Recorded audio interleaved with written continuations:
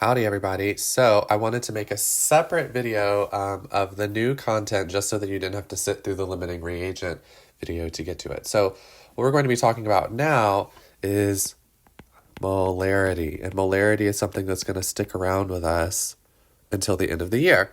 Molarity is given the symbol capital M, and it is a measure of concentration. And when you think about concentration, you can think about maybe salting your water for pasta, right? If you put a little bit of salt in the water, not a lot of concentration, or low concentration rather. So you have sodium chloride in the pot, right? A little bit, low concentration.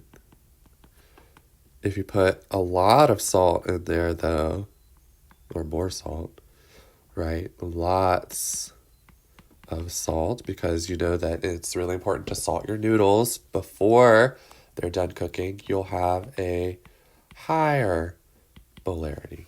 Okay?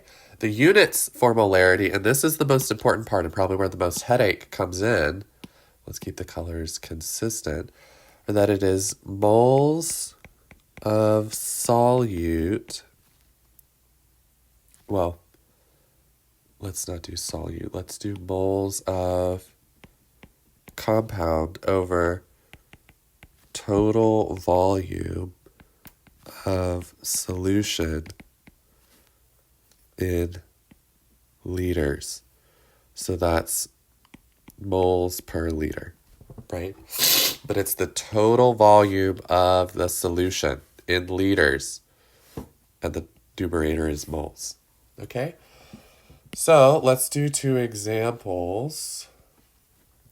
Example 1, we add 1.5 moles of compound X into 125 milliliters of water. What is the concentration of X? We represent in chemistry a lot of times concentration by doing these brackets. So this means concentration, the brackets. Okay, so when we think about what the units for molarity are, it's moles of compound over total volume of solution. So I'm going to put this here. This is important. Okay, so we're given in this question moles of X, and we're also given a volume.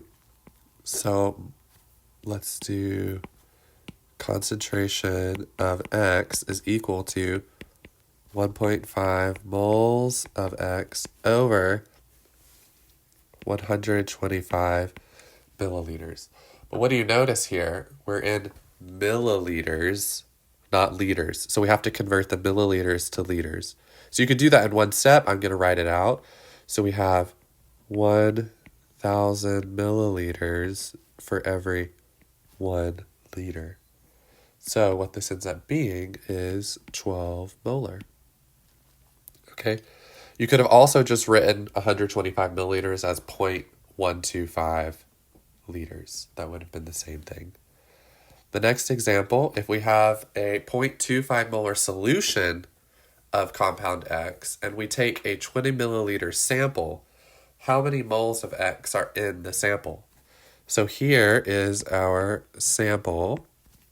We know that it is 20 milliliters and that it has a concentration of 0.25 molar. Okay? So it's a very similar idea.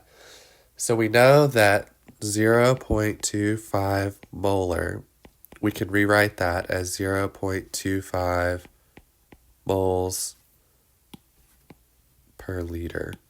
And the reason why we can write it as 0.25 moles per liter is because that is the unit for molarity, right? Moles per liter. Okay? And so since we have 20 milliliters, if we multiply it by 20 milliliters, we convert milliliters to liters. So we do 1 liter is 1,000 milliliters. Look at your units. Look what they do. So the liters cancel out, the milliliters cancel out, and you're left with just moles. And the question was asking, how many moles of X are in the sample.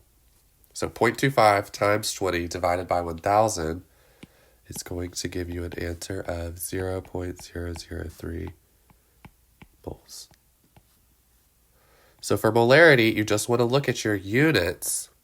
This was example 2. You want to look at your units and make sure that they are canceling out to give you whatever the question's asking, right? Here it was asking for concentration, so we needed molarity in the end. In the second example, it was asking for moles, so we needed moles in the end. If you watch your units, it should always work out.